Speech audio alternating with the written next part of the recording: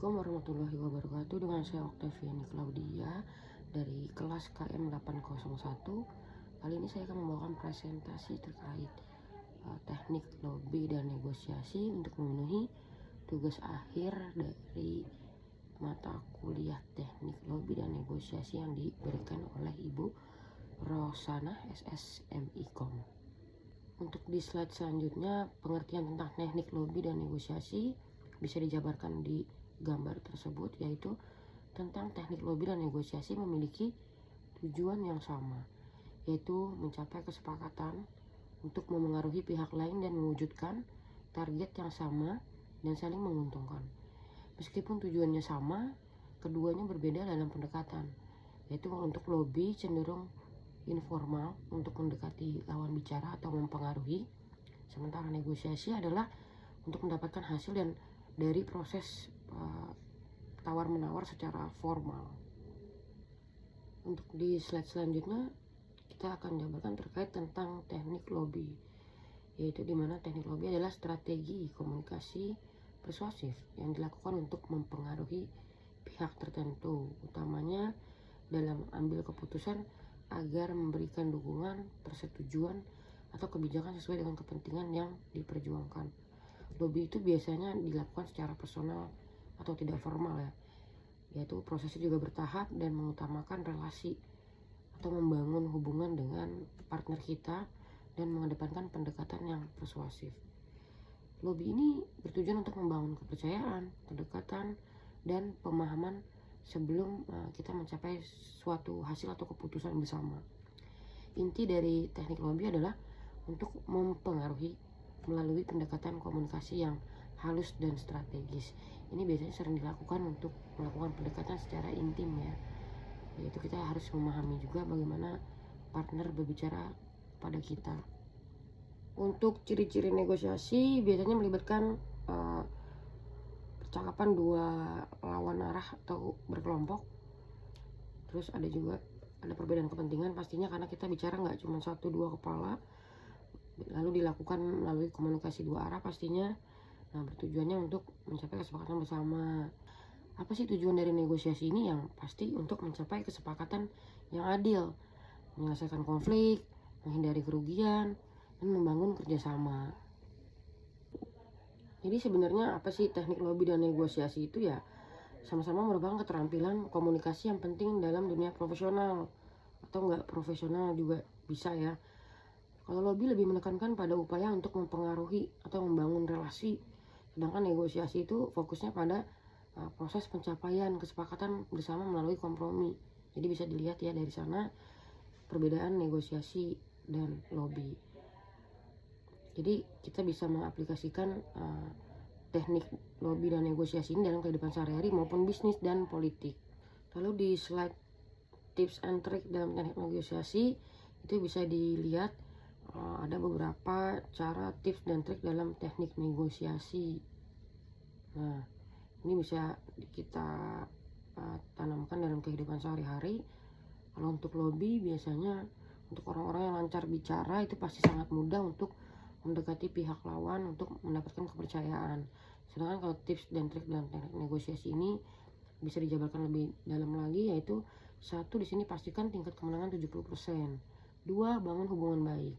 3. Dengarkan pendapat mereka. 4. Jangan sebut angka di awal. 5. Fokus pada win-win solution. 6. Gunakan teknik diam. 7. Jangan takut katakan tidak. Dan 8. Tutup dengan ringkasan yang jelas. Apa sih yang dimaksud dengan pastikan tingkat kemenangan 70% ini? Ini kita bisa cari dulu untuk bitnanya atau best alternatif, yaitu riset dulu nih tentang lawan terkait sifat, gaya komunikasi, dan kekuatan kelemahannya. Nah, siapkan banyak plan seperti plan A, B, dan C. Lalu untuk yang kedua, bangun hubungan baik. Untuk bangun hubungan baik itu seperti apa? Ya, kita bisa bicara small talk ya, atau bicara yang ringan. Gunakan bahasa tubuh dan mata, serta gunakan gaya komunikasi yang sama dengan lawan pastinya. Jadi kalau dapat lawan bicara yang santai, kita pun juga jangan terlalu santai, tapi bisa santai bicaranya. Lalu di poin ketiga, dengarkan pendapat mereka. Jadi ketika kita melakukan negosiasi itu pastikan kita mendengarkan pendapat-pendapat dari pihak lawan. Jangan kita saja yang mau didengarkan. Seperti itu. Jadi gunakan teknik active listeningnya, ulangi poin lawan dan menunjukkan pemahaman, jangan acuh. Jadi ketika mereka melakukan negosiasi atau menjabarkan pendapat, kalian harus aktif mendengarkan ya, dan ajukan pertanyaan terbuka pastinya. Untuk yang keempat, jangan sebut angka di awal. Untuk proses tawar menawar tuh pasti ada orang yang maunya poinnya apa, ada yang mau dijabarkan dahulu. Jadi kita harus tahu banget cara gaya komunikasi lawan kita tuh bagaimana. Kalau memang dapat lawan bicara yang maunya to the point, kalian bisa langsung ke angka. Tapi kalau untuk mendapatkan hasil yang menurut kalian harus dengan suara yang sama dengan kalian, ya kalian harus mendengarkan dahulu dan jangan menekankan angka di awal. Lalu yang kelima, fokus pada win-win solution aja. Jadi banyak caranya ya untuk hal tersebut. Misalkan cari solusi yang menguntungkan kedua belah pihak aja, fokusnya di sana. Misalkan masalah dari orang gitu, jangan kebawa emosi. Nah, jadi ingetin lagi terkait negosiasi, bukannya perang argumen. Ini saya untungnya segini, Anda segini, gimana, mau nggak gitu. Jangan terkesannya memaksa, tapi cari kesepakatan yang terbaik. Lalu untuk di poin yang keenam, gunakan teknik diam. Itu yang tadi, active listeningnya diaktifkan dulu, mendengarkan dulu apa pendapat mereka. Biarkan lawan berpikir dan merasa perlu mengisi keheningan ya. Jadi mungkin mereka bisa diam dulu untuk mencari solusi gitu. Triknya ya banyak juga sih, dengan cara yang kayak gini kita banyak ngomong juga, pihak lawan banyak ngomong, nggak akan ada solusi. Jadi triknya kalian dengarkan dulu. Banyak orang yang tidak nyaman dengan keheningan juga kadang kan. Jadi mungkin kalaupun Anda atau kalian semua mau memberikan waktu, pastikan jangan terlalu lama dan lihat kembali mata dan gestur dari pihak lawan nih, sudah nyaman kah, apa sudah tersampaikan pendapat mereka, seperti itu. Di poin ke-7, jangan takut katakan enggak. Jadi kalau menurut kalian kan di sini sedang negosiasi, kalau menurut kalian ini tidak sesuai atau tidak baik, kalian harus utarakan, seperti itu. Lalu untuk di poin ke-8, tutup dengan ringkasan yang jelas. Ulangi kesepakatan yang sudah disetujui, dibacakan lagi apa poinnya.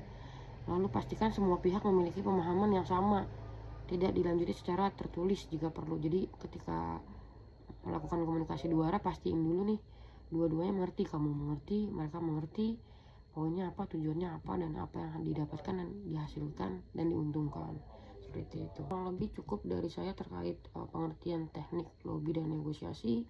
Untuk lebih jelasnya, kalian bisa membaca kembali materi yang sudah diberikan dari Ibu Rosa, dan bisa membaca kembali materi yang saya berikan di slide presentasi hari ini. Kalau begitu, terima kasih.